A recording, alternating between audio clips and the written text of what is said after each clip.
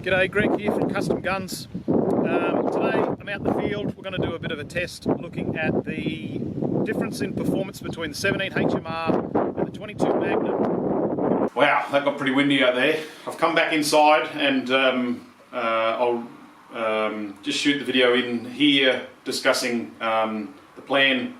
The audio was just about unusable out there in the wind. So what we're looking at today, we've got the 17 HMR and the 22 Magnum, and we're having a look at how the wind affects the projectile in flight. You see on a lot of discussions, people talk about the 17 HMR as being inferior to the 22 Magnum because the bullet will drift more in the wind. The 17 HMR, of course, is a very small projectile. It's only a 17 grain projectile, but it is going fast. So the 22 Magnum is a much heavier bullet. We've got your 30 to 45 grain projectiles, so they're double the weight or more, and they are less susceptible to wind drift. So the theory goes. The case itself is the same size. So essentially the energy, the amount of available energy for the potential energy for each round, either 22 Magnum or 17, is very similar. So that you funnel it down into a little 17 caliber projectile that weighs less means it's going to go faster. My thinking was that, of course, that it's going faster, it would be less susceptible to wind drift. And so I thought I'd come up with a test. So what I had out there was, I was shooting at about 100 yards. I had a target set directly across the wind. So the wind was coming from right to left, and that will push the bullet to the left of the target. I've got two firearms that I was using. The first one in 22 Magnum, it's just a Marlin XT22. It's you know, a good low-cost 22 Magnum, so I thought suitable for this sort of test. Scope with a Vortex 6 to 18 by 44 in the Crossfire 2. So an inexpensive optic, which for varminting use and small game and that sort of thing, I think is pretty appropriate.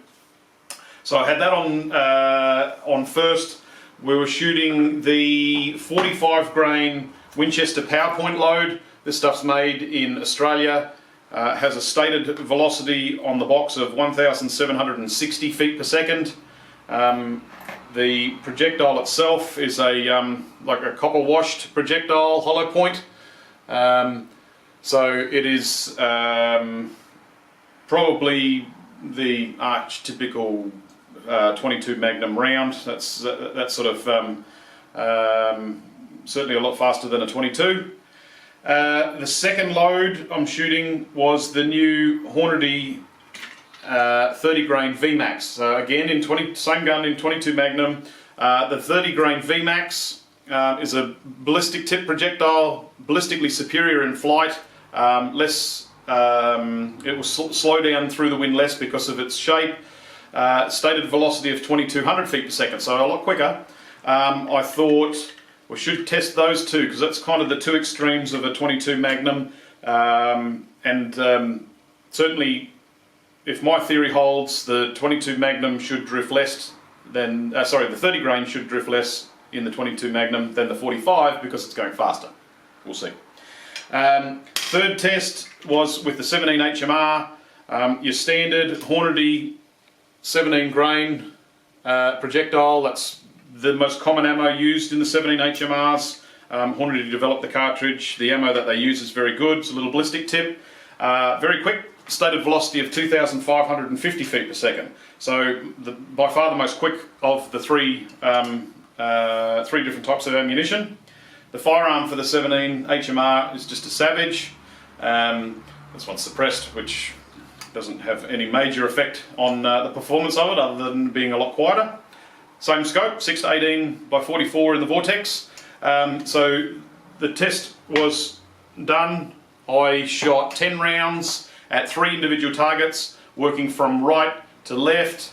First up, the 45 grain Winchester PowerPoints.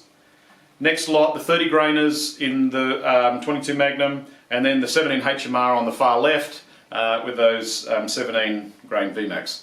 So I've got a video of that. I've edited it up so you just see the bullet strikes. So we'll have a little look at that now.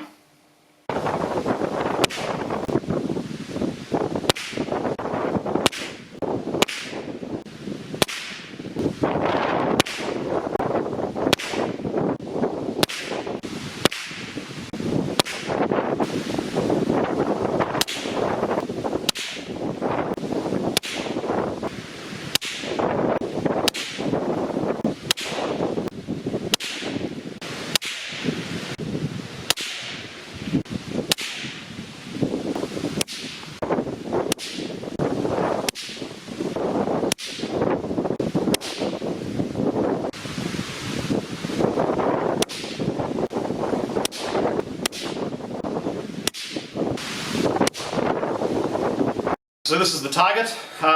Pretty safe to conclude that my theory was sound. The 17 HMR drifted a hell of a lot less.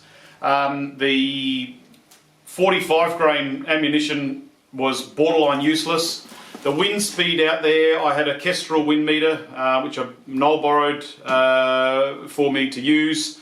And it was anywhere between about 9 and 15 miles an hour.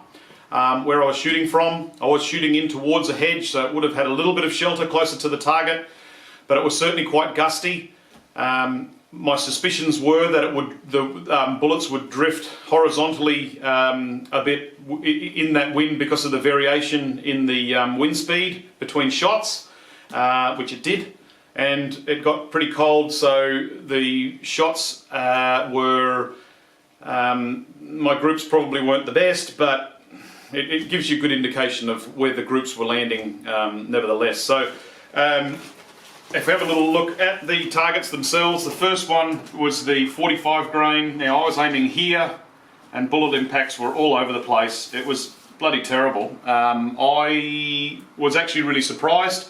When I shot the 45 grain loads, when I sighted it in, I used that load as a benchmark for the 22 Magnum, and it shot quite well. It's about maybe a 2-inch group at 100 yards. That obviously wasn't windy, so the wind has just got this and thrown it everywhere. I think some of these ones here, maybe it was swirling a little and coming back around and pulling the bullet down or something, I don't know. But there is some extreme spread there. We're nearly off the paper on the highest and lowest shots, and the differences between left and right, you call that shotgun patterns. That's just completely useless.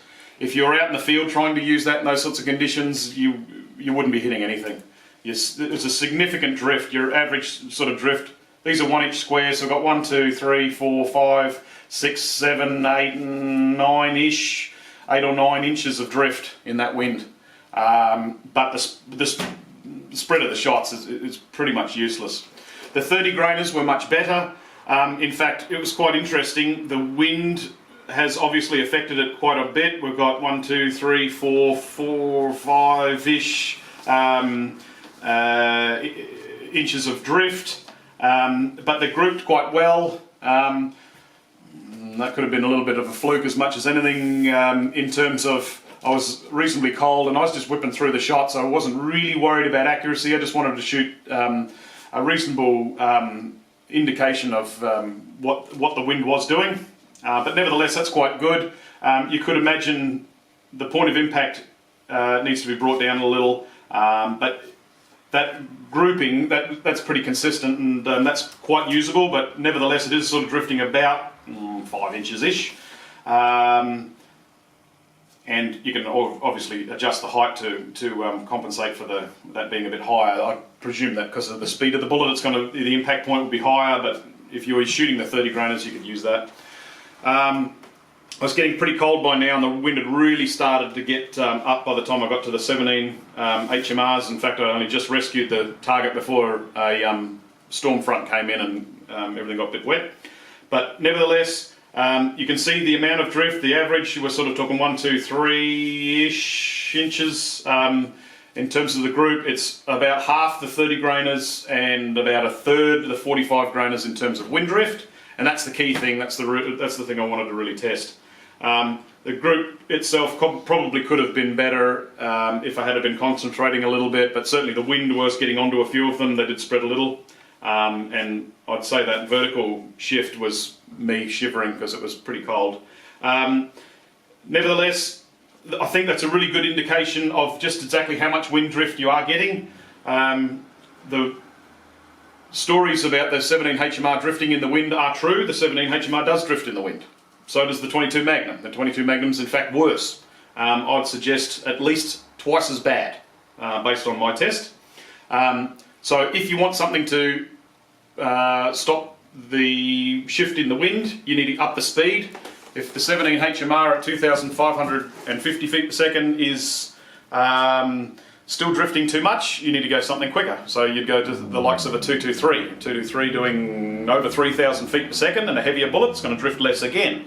So your wind drift with a 223 would be much less, but of course that's somewhat impractical to be shooting a 223 around farms. So I think probably the key thing is to accept the fact that irrespective of the size of the bullet, the wind's going to blow it around a little. But the myth about this 17 HMR getting blown around in the wind more than the 22 Magnum, pretty conclusive test I would think. Righto, thanks for watching, I'll catch you later.